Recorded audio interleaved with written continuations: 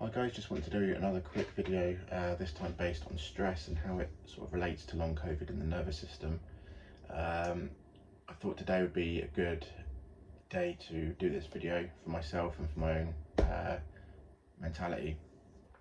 Today's 15 years since my mum passed, and I'd noticed that I'd trapped a lot of emotions in my body and not dealt with certain things and certain aspects of her passing. Up until I had COVID. It basically affected lots of my personality and personal traits that I had throughout time, whether it be the way I'd conduct myself, the way I'd think about certain scenarios, and probably catastrophizing certain things in my head that might happen that probably wouldn't happen. I still do to this day, although I'm starting to deal with it a lot better. I think I'm understanding it a lot more. So with stress, there are a few videos that basically a few doctors and physiotherapists and that out there have basically just explained how stress can trigger your nervous system, how you might get long COVID from trapped stress and stress chemicals going around your body. So basically you can trap emotions. So for instance, for me, I trapped a lot of emotions when my mum passed, and you think you get over them. It's like a big bucket, which loads of stress and emotions go into you, and there's no tap, or the tap's locked at the bottom, so you're not letting those emotions out as regularly as some other people would. And then you just keep cramming stuff in till it overflows, and in my case, I was under a lot of stress when I had COVID. Obviously my whole family had COVID, my wife and kids, so that was worrying. But we're in a moment of work, trying to move out, with things happening there, and work was very, very stressful. We'd just been taken over, we weren't sure if we were moving, didn't know if I was going to have a job in the foreseeable future, and whilst trying to move and get another place where we rent, it was I think I just hit overload. My body just sort of was like, can't do this anymore, and just gave up. So yeah, it can trigger stress chemicals that can go, I think it's related to, I can't remember the word, begins with a C. I can't remember the top of my head, but basically, yeah, stress chemicals can get trapped in your body, move into your brain. And I mean, before COVID, now I look back on things. Before COVID, I definitely was stressed about lots of silly little things that I deal with them really, really badly, and take a lot out of it on myself. So there'd be a lot of not self-pity, but I'd be stressing myself, and then I'd get annoyed with myself, and basically, yeah, I would really, really treat myself pretty badly, actually. Rather than thinking about it. And I never used to know how to regulate myself with stress, didn't do any meditation, didn't relax. I just took it on the chin every time, buried it into my nervous system, into my body somewhere. So there's all these trapped emotions that get built up, and I think maybe a lot of us with long COVID has a lot of stress and anxiety. Obviously, anxiety is different, because the anxiety that supposedly long COVID gives you is just this chemical, cortisone. I think it's cortisone or something like that. This chemical is being released constantly, and it can create panic attacks.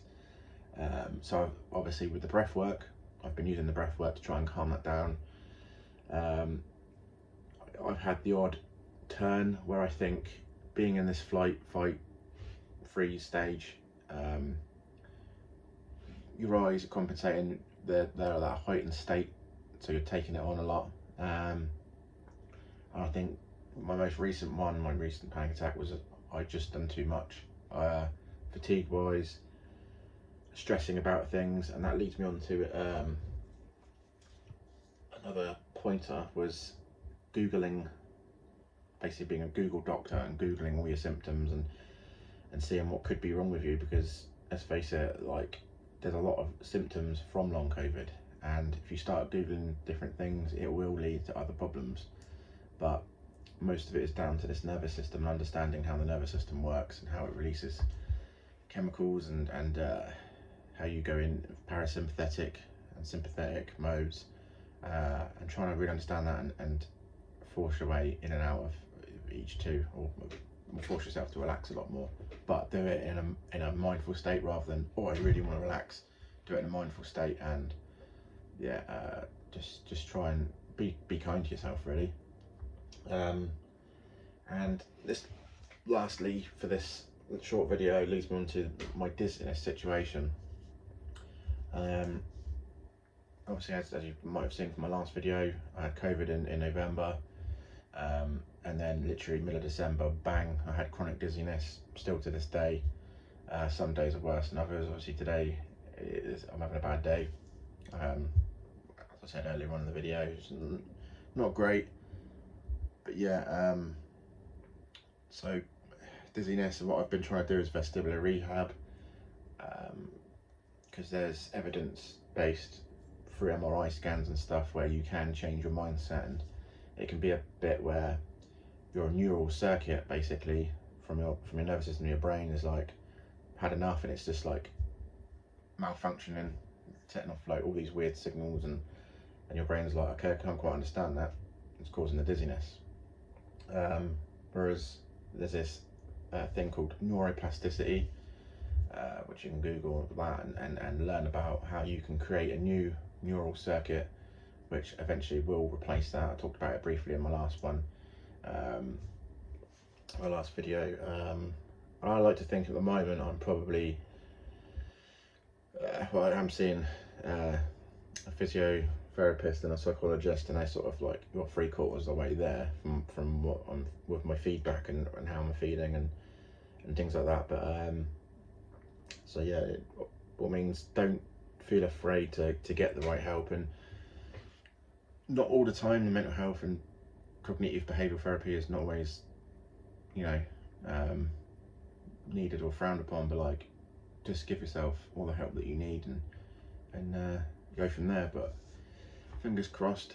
I'll keep plugging away, but yep, stress is a no-go, so just treat yourself a lot better than you maybe have done. Don't beat yourself up on how you're feeling and how you felt, and procrastinate on all the stuff that happened, whether it was panic attacks or drop attacks or seizures. And if you try and relax your mind, your body will relax too. So give it a go, and comment below if you've got any other ideas or you've got links, but I will try and link some breathing exercises below. So keep going, guys, we got this.